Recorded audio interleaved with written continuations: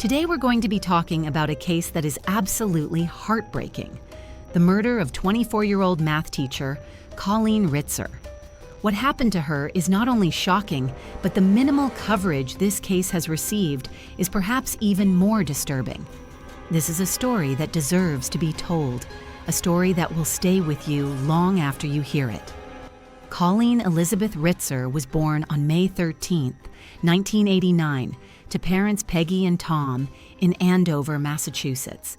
She was their first child, and from the beginning, she brought incredible joy to their lives.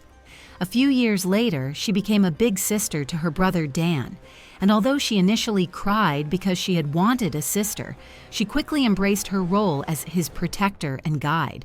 Eventually, her wish for a sister came true when Laura was born, completing their family. From her earliest years, Colleen's kind and nurturing personality shined through in everything she did. Home videos show an adorable little girl with a contagious smile, always looking out for others. In kindergarten, she was awarded Best Helper in her class, an early indication of the selfless person she would become. This simplicity and openness characterized her approach to life and relationships. Colleen had known since childhood that she wanted to be a teacher. It wasn't just a career choice, it was her calling, her purpose, her passion. Her family recalls how she would create tests and ask her siblings to take them, just so she could practice her teaching skills. She'd fill enormous binders with lesson plans even before she had a classroom of her own. By the time she graduated from Assumption College and secured her position, teaching math at Danvers High School in Massachusetts, she had found her purpose.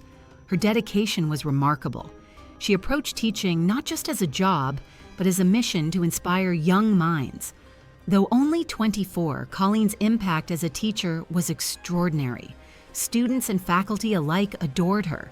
She had this unique ability to connect with teenagers while maintaining professionalism, a delicate balance that many seasoned teachers struggle to achieve. Her classroom was decorated with inspirational quotes, and she found creative ways to make math engaging, celebrating Pi Day and sharing daily math jokes. Colleen used Twitter to post homework updates and inspirational quotes, one of her favorites being, "Every day may not be good, but there is good in every day." It wasn't just a saying for her, it was a philosophy she embodied in every aspect of her life. She lived by those words until October 22, 2013, when evil crossed her path in a place where she should have been safe. Tuesday, October 22, 2013, seemed like any other day at Danvers High School. The hallways were filled with the usual teenage chatter, the classrooms buzzing with learning. Colleen taught her math classes with her typical enthusiasm, finishing her regular schedule around 2 p.m. But as was her habit, she stayed an extra hour to help students who needed additional assistance. It was this dedication that made her exceptional as a teacher, and tragically, it would put her in harm's way. When Colleen didn't return home that evening, her parents immediately sensed something was wrong. This wasn't like their daughter at all. Colleen was reliable, consistent, communicative. She followed routines and always let them know if her plans changed. The silence was deafening, the absence alarming. Her worried father, Tom, drove to the school, his concern growing with each passing minute. When he arrived, he found her car still in the parking lot, but no sign of his daughter. He checked her classroom, asked other staff members, called her friends. Nothing. It was as if she had simply vanished. Coincidentally, a 14-year-old student named Phil Chism was also reported missing that same evening. His mother called 911 around 6:30 p.m. when her son didn't return home. Philip was new to the school, having recently moved from Tennessee following his parents' divorce. He was described as quiet, somewhat reserved, and played on the junior varsity soccer team, altogether unremarkable in the eyes of his peers and teachers. As the evening progressed, two critical connections were made. Both Colleen and Philip were missing, and Philip had been in Colleen's last class of the day. This couldn't be coincidental. Police attempted to trace their phones. Colleen's last pinged about 25 minutes away from the school by foot. Phillips was traced to a nearby movie theater, though surveillance footage showed he had been there, but had already left. While searching the wooded area surrounding the school, officers made disturbing discoveries: a bag, blood-stained clothing, and a recycling bin with what appeared to be blood inside.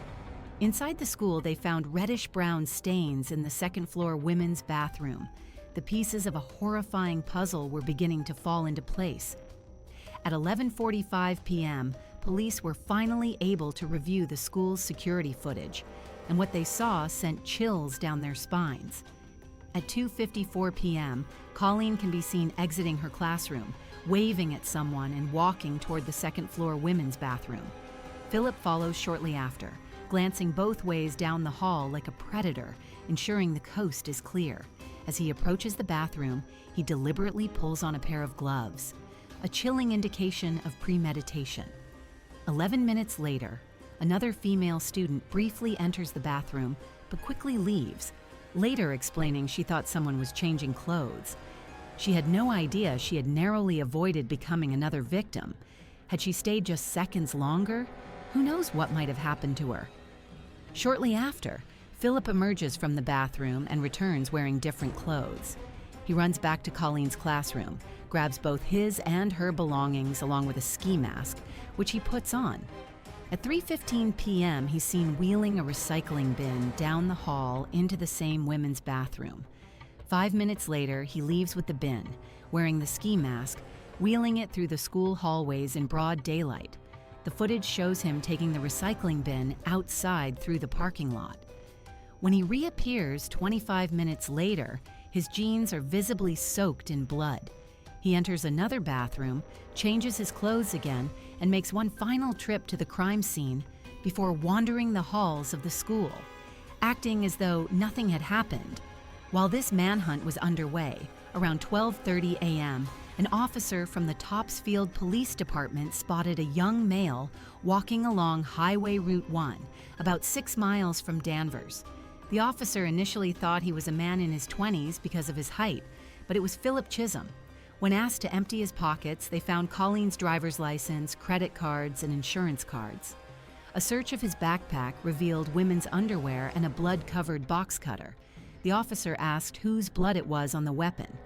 Philip's response was bone-chilling. It's the girl's. He told officers she was buried in the woods and that they wouldn't be able to help her. Following Philip's directions at approximately 3 a.m., police located Colleen's body in the woods near the school. What they found was a scene of unimaginable horror, a crime so brutal, so depraved, that it defies comprehension. Colleen had been stabbed 16 times.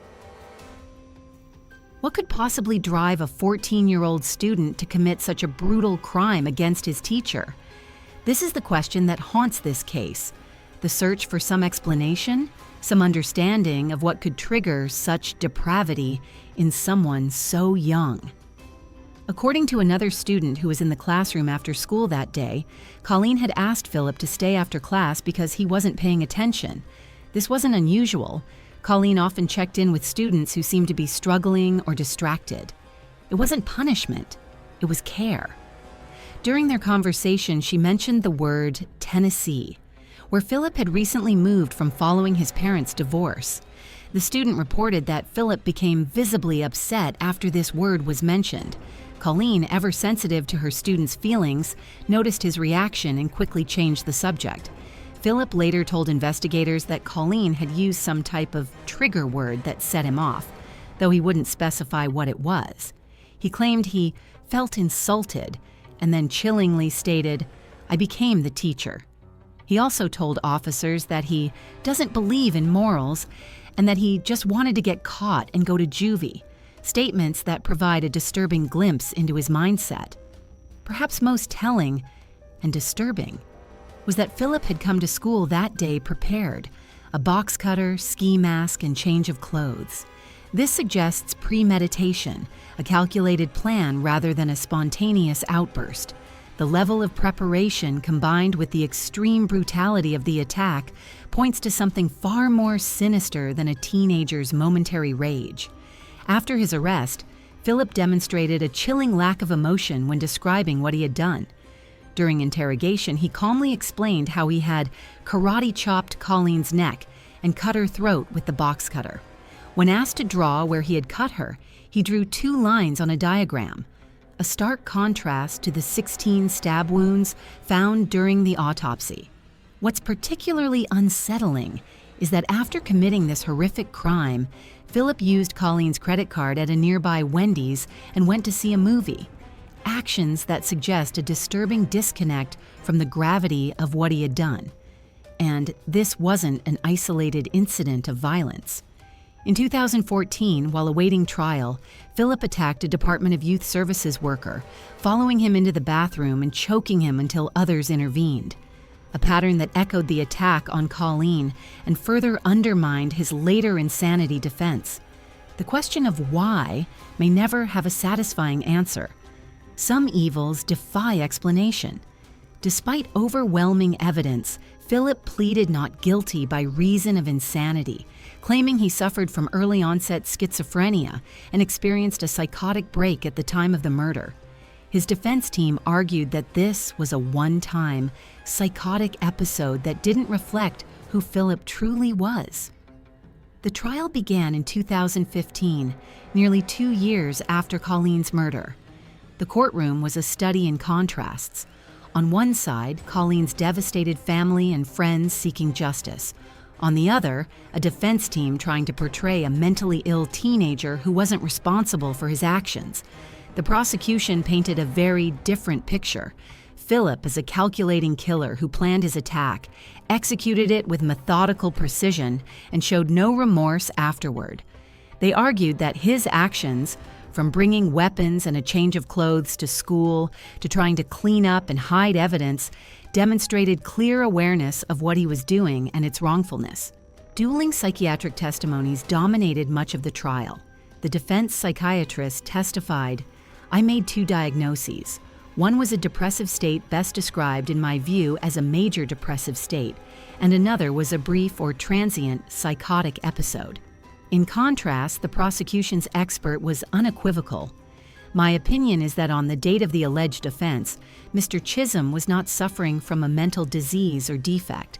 He further stated that while Philip may have been experiencing emotional disturbance, it did not substantially impair his capacity to distinguish the wrongfulness or criminality of his act. The jury was faced with a difficult task, determining whether Philip was legally insane at the time of the murder or a calculating killer fully aware of his actions. They had to reconcile the image of a 14-year-old boy with the horrific brutality of his crime. After deliberation, the jury ultimately found Philip guilty on nearly all counts. The only charge they didn't convict him on was 1 count of aggravated rape. The verdict brought a sense of justice, but as Colleen's family made clear, no verdict could ever truly be cause for celebration when it couldn't bring her back. Due to Massachusetts law, because Philip was only 14 at the time of the crime, he couldn't receive a sentence of life without parole. Just 2 months after Colleen's murder, the Supreme Judicial Court of Massachusetts had ruled that minors could not be sentenced to life in prison without the possibility of parole, a timing that affected his sentencing profoundly. Before sentencing, 9 people read victim impact statements, each one a heart-wrenching testimony to the devastating loss they had suffered. Colleen's mother brought a jar stuffed with happy memories that Colleen had written down daily until the day she was killed, a poignant reminder of the life that had been stolen. Her brother's words were particularly powerful. "Put this animal behind bars for the maximum possible sentence. Do not give this coward the opportunity to shatter another family's lives." Despite these pleas, Philip was sentenced to life in prison with eligibility for parole after 25 years for the murder charge. For the additional charges of rape and robbery, he received 40 years to be served concurrently, making him eligible for parole when he's in his 50s, a sentence the Ritzer family considers profoundly unjust. "We are devastated and feel betrayed," the family said in a statement following the sentencing. The burden of attending future parole hearings would eventually fall to Colleen's siblings as their parents aged, forcing them to relive this nightmare again and again. In 2024, Philip pleaded guilty to the attempted murder of the Department of Youth Services worker he had attacked while awaiting trial, receiving an additional 17 to 20 years, also to be served concurrently. For Colleen's family, no sentence could ever be enough. No punishment could restore what was taken from them. But they pledged to fight at every future parole hearing to ensure that Phil Chism would never walk free again. In their immeasurable grief, the Ritzer family could have retreated from the world, consumed by the darkness that had engulfed their lives. Instead, they chose to honor Colleen in ways that reflect who she was: kind, giving, and passionate about education. They have transformed their pain into purpose, ensuring that Colleen's spirit lives on through acts of kindness and educational opportunities. They established the Colleen E. Ritzer Memorial Fund, a nonprofit organization created to carry on Colleen's legacy through several meaningful initiatives. The cornerstone of this foundation is the Colleen E. Ritzer Memorial Scholarship Program, which benefits students who demonstrate Colleen's core values: a passion for teaching, academic excellence, and love of family. The scholarship program includes the Aspiring Teacher Scholarship, the Inspired Kindness Scholarship, a graduate school scholarship. In the 11 years since its creation, the fund has awarded over $593,000 in scholarships to 114 aspiring teachers, young people who will carry Colleen's passion for education into classrooms across the country. It's a beautiful way to ensure that her impact on education continues, even though she was robbed of the opportunity to teach for decades, as she should have been able to do. The family also created the Step Up for Colleen 5K Walk Run, an annual event that brings the community together to celebrate her life while raising funds for the scholarship program. It's become a powerful tradition, uniting hundreds of people each year in a physical demonstration of love and remembrance. Perhaps most touching is Kindness for Colleen Day, held every October 22nd, the anniversary of her death. Rather than allowing this date to be marked only by sorrow, Colleen's close friend Jen transformed it into a day of positive action. She recognized that the anniversary of Colleen's death should not be a day to mourn, but instead a day to honor Colleen's life through acts of kindness. I chose to do the Day of Kindness on the anniversary of her passing because we can focus on the fact that she's gone, or we can focus on the fact that she lived, Jen explained. I wanted to funnel my energy towards remembering my friend in the way that I remember her. It's not about how she died. It was really about how wonderful and beautiful of a person she was and how she made people feel. On this day, people are encouraged to perform random acts of kindness in Colleen's memory. From buying coffee for a stranger to volunteering, from leaving encouraging notes to helping someone in need. These acts can be shared on social media with the hashtag #KindnessForColleen, spreading the message further and inspiring others to join in. Colleen's mother keeps a jar filled with happy memories Colleen had written down daily until the day she was killed. Small notes of gratitude and joy that embodied her philosophy that there is good in every day. It's a tangible reminder of how Colleen lived, finding joy in the everyday moments that many of us take for granted. The Ritzer family also filed a civil lawsuit against the architecture company that designed the school and its security system, believing security flaws contributed to the tragedy. In 2022, the company agreed to settle for an undisclosed amount. For the family, this wasn't about money. It was about answering questions and ensuring other schools would be safer in the future. Through all of these efforts, Colleen's family continues to fight for justice while ensuring her legacy lives on through kindness and education, the very things that defined Colleen's all too brief but impactful life. They have transformed an unimaginable tragedy into a force for good, touching countless lives in the process. This story reminds us not only of the evil that exists in this world, but also how the light of one person's goodness can continue to shine even after they're gone. Her life was defined not by how it ended, but by how she lived, with kindness, compassion, and the unwavering belief that there is good in every day, even the darkest ones. Her former student perhaps said it best: she's an inspiration to all of us. She was an inspiration to me to live my life to the fullest every single day. In honoring Colleen, we can all strive to do the same.